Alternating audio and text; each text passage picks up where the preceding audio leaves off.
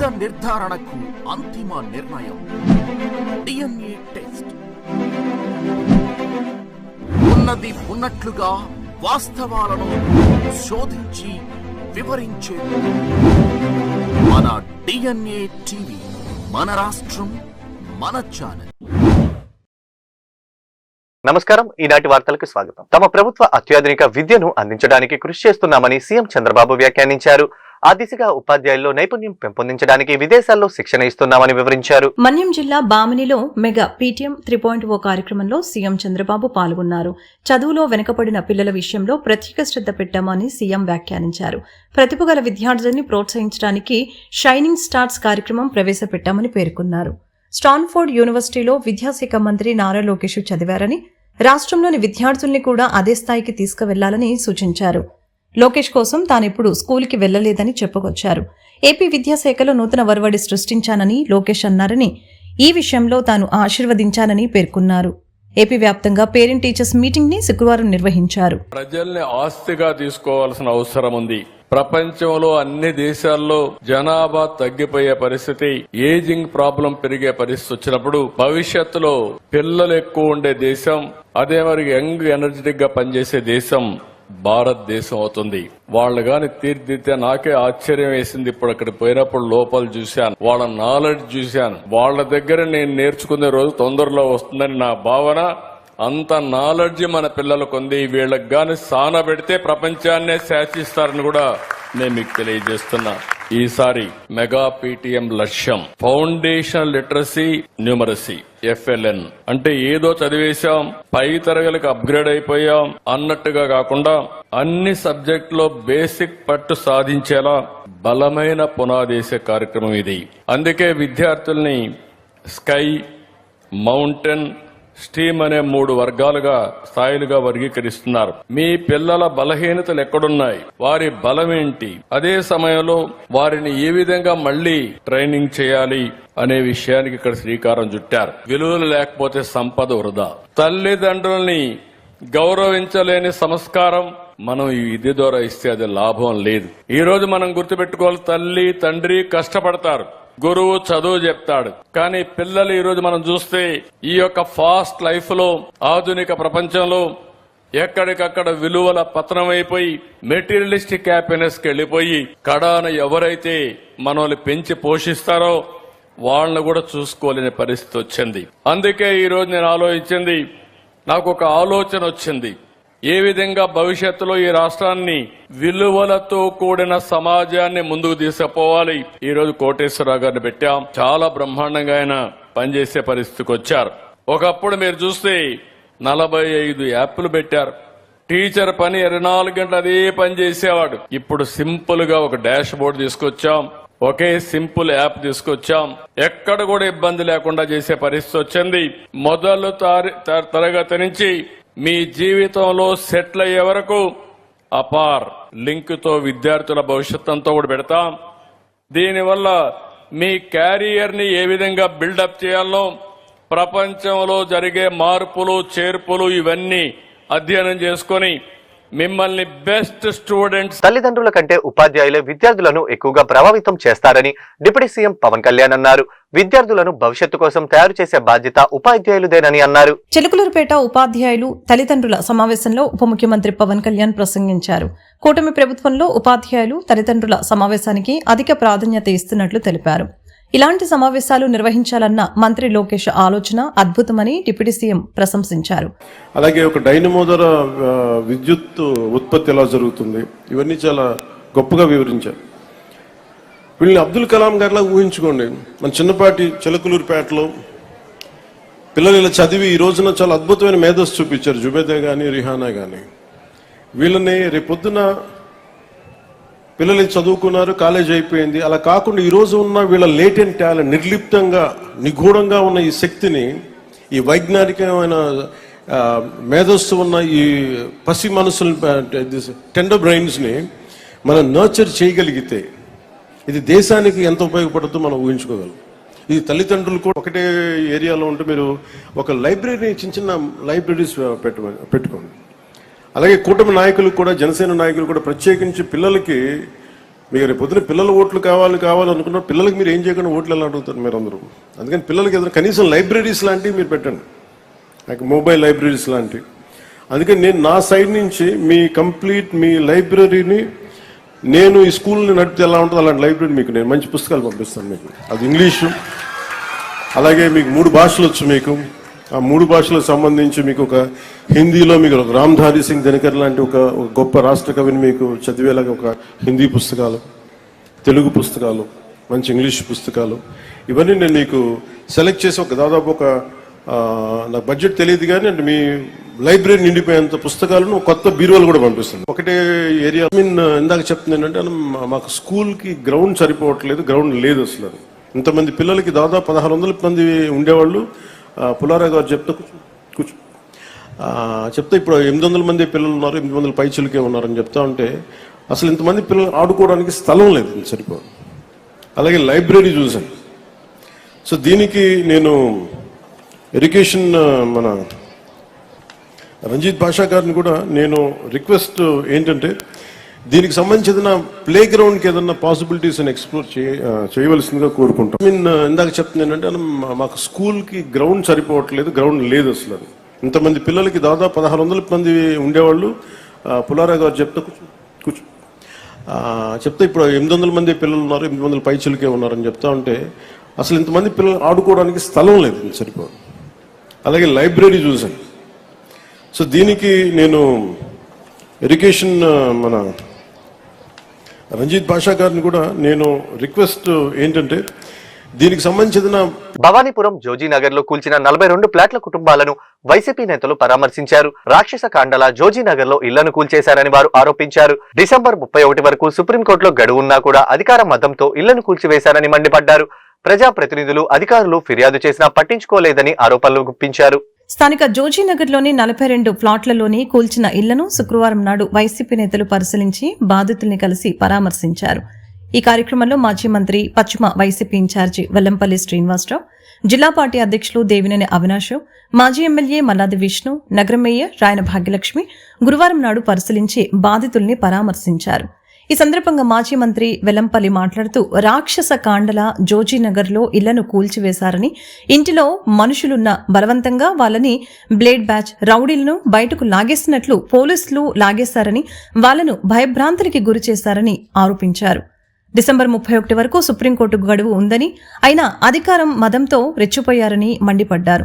MP, ఎమ్మెల్యేలు ఏమైపోయారని ప్రశ్నించారు. ఇల్లు కూల్చడం తప్ప కట్టే చరిత్ర కూటమికి లేదని చెప్పారు. ఎంపీ కేశినేని చిన్ని ప్రమేయం లేకపోతే ఇప్పటిదాకా ఎందుకు స్పందించలేదని ప్రశ్నించారు. అలాగే బాధితులందరికీ మాజీ సీఎం జగన్ అండగా ఉంటారని, వైసీపీ తరపున బాధితులకి అండగా ఉంటామని భరోసా ఇచ్చారు. నారా లోకేష్ జనసేన కార్యాలయాలకు వెళ్లి చెప్పుకున్నా పట్టించుకోలేదని అన్నారు. బాధితులందరినీ వచ్చే వారం జగన్ ను కలుస్తామని, న్యాయపరంగా వెళ్లాలా లేక రాజకీయ పరంగా ఎదుర్కోవాలా అనే దానిపై చర్చిస్తామని తెలిపారు.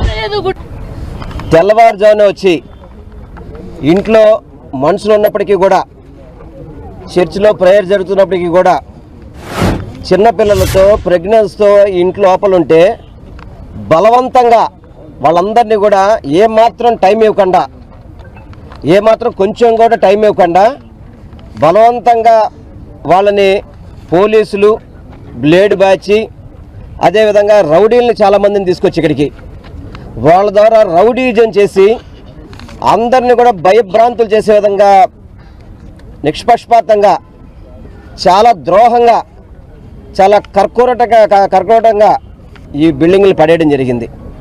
వీళ్ళందరికీ కూడా నవంబర్ 4నే డిసెంబర్ 31 వరకు కూడా వాళ్ళకి వ్యవధి ఇచ్చారు సుప్రీంకోర్టు నుంచి.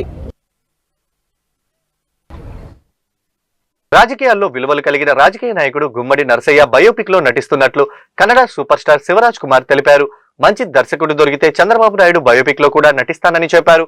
ప్రజలకు నరసయ్య చేసిన సేవలు తెలియజేయాలనే ఉద్దేశంతోనే హీరోగా ఈ చిత్రంలో నటిస్తున్నానని చెప్పారు. విజయవాడ ఇంద్రకీలాద్రిపై దుర్గమ్మను కన్నడ సూపర్ స్టార్ శివరాజ్ కుమార్ దర్శించుకున్నారు. ఆలయ చైర్మన్ బొర్ర రాధాకృష్ణ, ఆలయ అధికారులు ఆయనకు ఆలయ మర్యాదలతో స్వాగతం పలికి అమ్మవారి దర్శనం అనంతరం వేద ఆశీర్వచనం అందజేసి అమ్మవారి చిత్రపటం, ప్రసాదం అందజేయడం జరిగింది.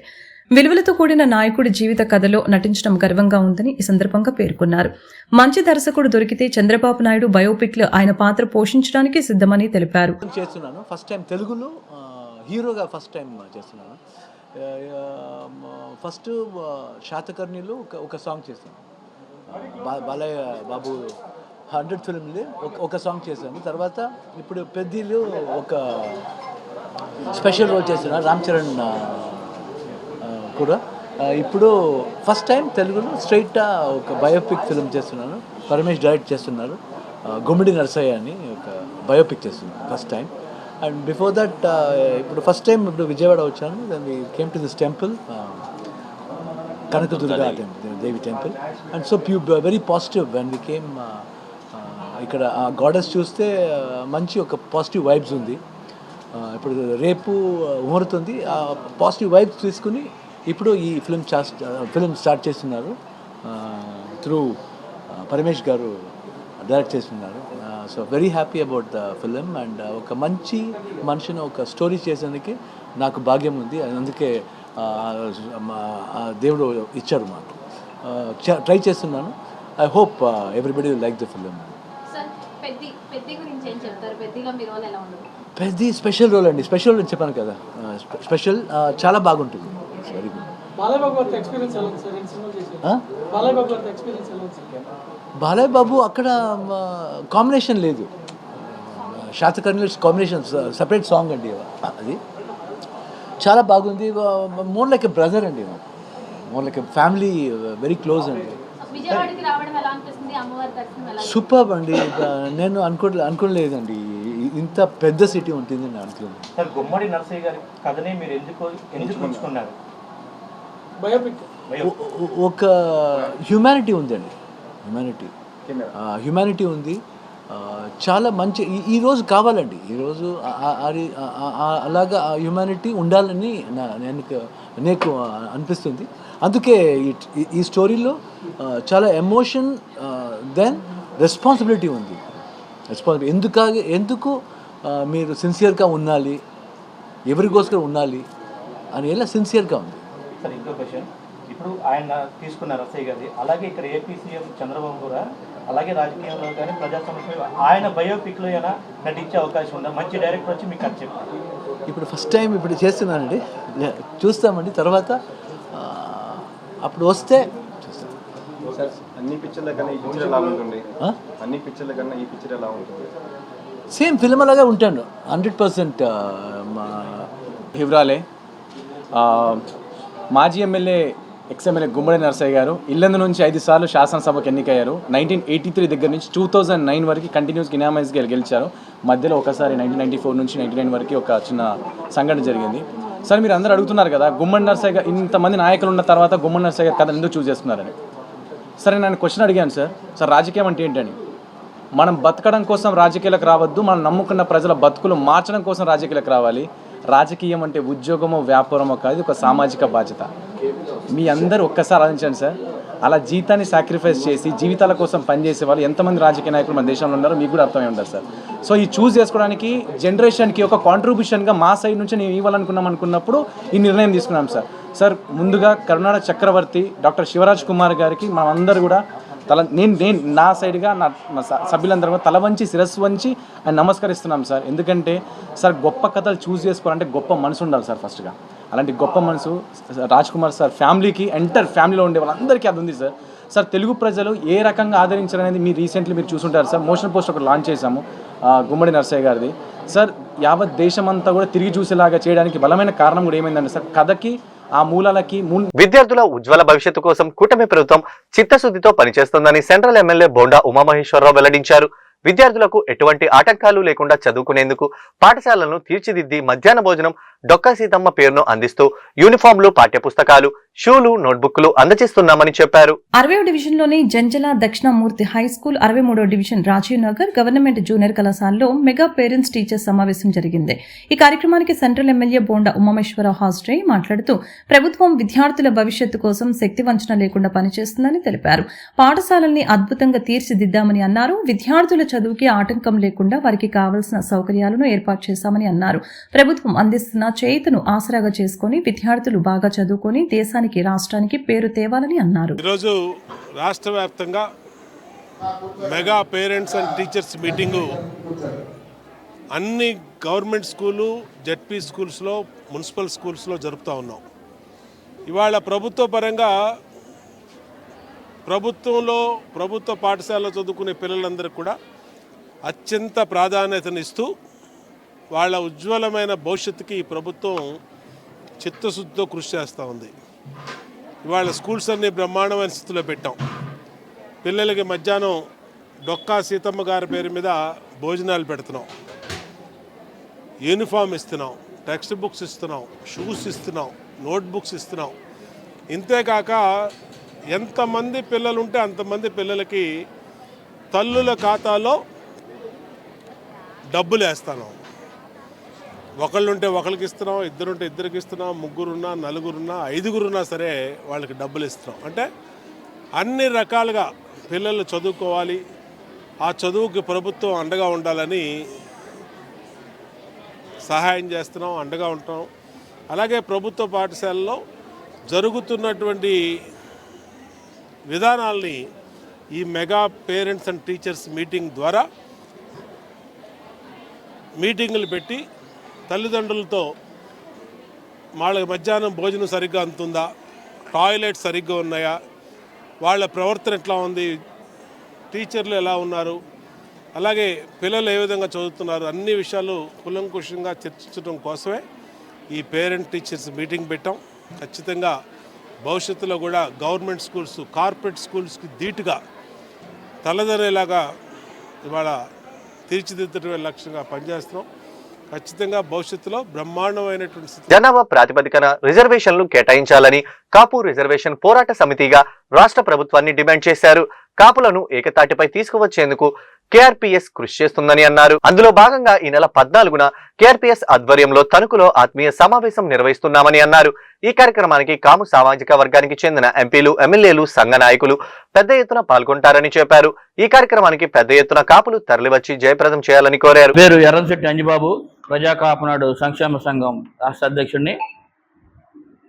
ఈ రోజున ఇక్కడ ముఖ్య ఉద్దేశం ఏంటంటే కాపు రిజర్వేషన్ పోరాట సమితి వారు, కేఆర్పిఎస్ వారు, రావు శ్రీనివాస్ గారు రాష్ట్ర కన్వీనర్ గారు తణుకులో సీఎం ఫంక్షన్ హాల్లో తణుకునందు కాపు ఆత్మీయ కలయికని ఏర్పాటు చేశారు. అందరూ కూడా ఈ ఆత్మీయ సమ్మేళనానికి వచ్చి అందరూ జయప్రదం చేయాలని కోరుతా ఉన్నాం. కాపులంతా కూడా ఒక తాటిపై తేవాలనే తన ఉద్దేశంతో ఈ రోజున విద్యార్థుల దగ్గర నుంచి పెద్ద నాయకుల్ని అందరినీ కూడా ఆహ్వానించారు.